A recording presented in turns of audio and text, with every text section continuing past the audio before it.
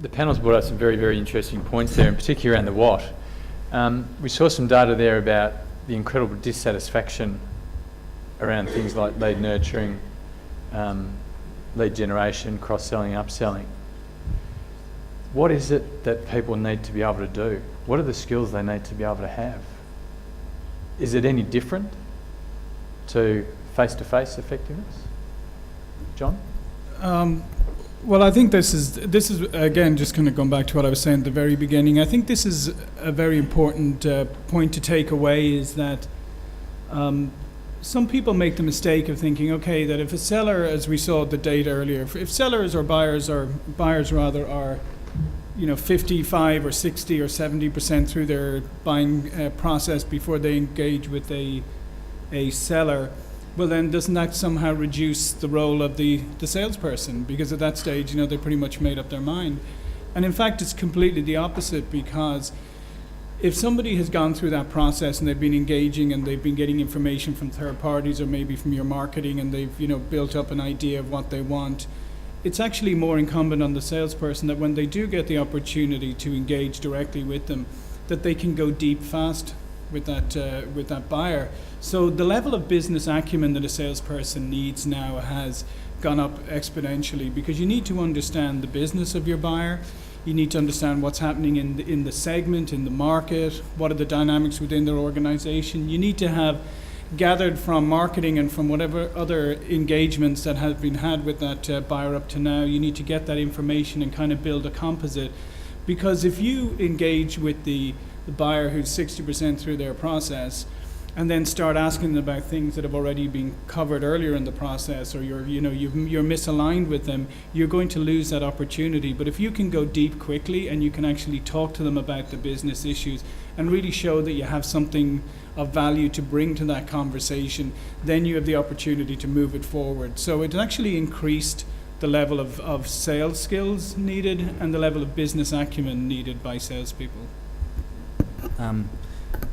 My agency is currently working with or managing about 24 social sellers for large organizations that report to, senior people. And one of the things that we've discovered is that a social seller, who's usually from a prospect-facing role, sales, BD, needs to be able to form thoughts that are social friendly.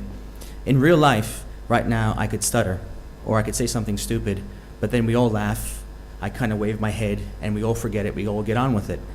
But in a social network, if you say something dumb or silly or off topic, it's hard to retract that.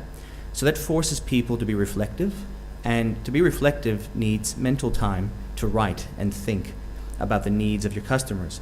And that takes time away from chasing the commission. And whether it's the salesperson's narrow focus or their boss's narrow focus in terms of the job description they've put on the salesperson, there's also often a conflict between prospect-facing people wanting to engage the market but are having the time to do it because of the reflection and strategic thought required.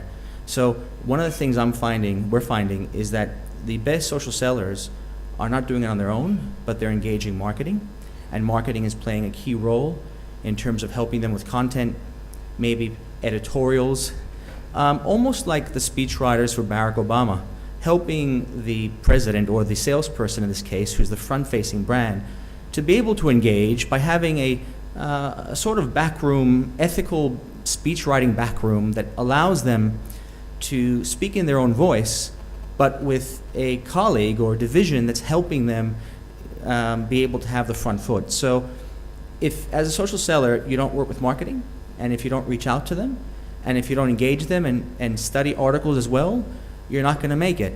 And I also see, sorry about this, but a controversial statement in the future, as social selling takes off, I think social selling is one of the most corrosive practices in the sales world, because there's going to be a huge gap between social sellers who adopt this reflective, strategic approach and work with marketing and those who refuse to. A lot of salespeople refuse to work with marketing or hate marketing or think marketing doesn't get it. Well, they do. You have to work with them, and if you don't, you'll end up becoming a dinosauric salesperson and you will lose your job. And social sellers will actually rise to the top. So I actually think that over the next 5 years, 50% of all salespeople, if social selling takes off, will lose their jobs. It's just not feasible. It's not sustainable. I think there's going to be a widening gap. So to everyone here who does sales, I recommend having that thinking now about marketing and working with them and allowing them to help you be able to engage your market.